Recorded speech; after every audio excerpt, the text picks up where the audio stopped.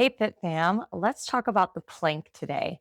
For the plank, there are two basic options, high plank and low plank. To come into your high plank position, always make sure that you have your finger spread slightly, wrists rotate out so that you protect those wrists and don't let too much weight dump into them.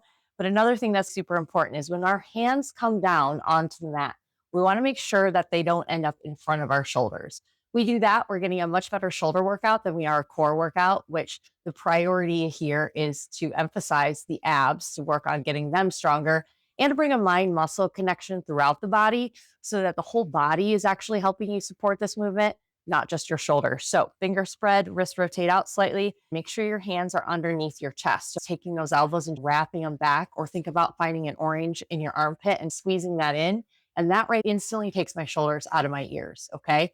So from there, always start with your feet hip width apart. That's going to give you the maximum support versus if I bring my feet narrower, now we have a little less support, a little more instability that we have to control.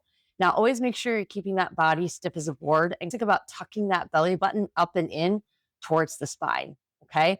So this is our high plank. If this is hard for you, you can work it in smaller increments, 10 seconds at a time, 20 seconds at a time.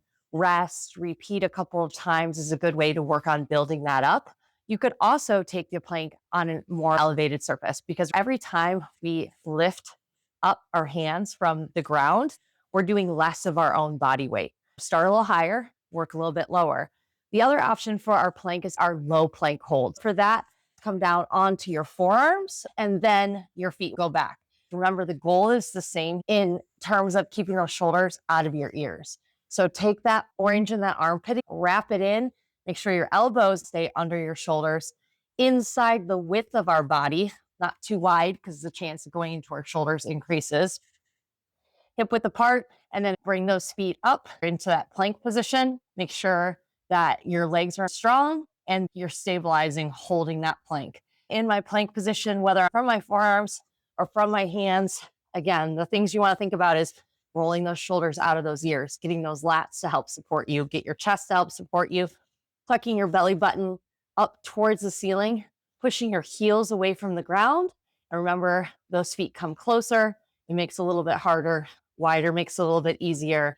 And then bring your hand up to an elevated surface will also take away some of that weight to make it a little bit easier until we can work our way down to the ground.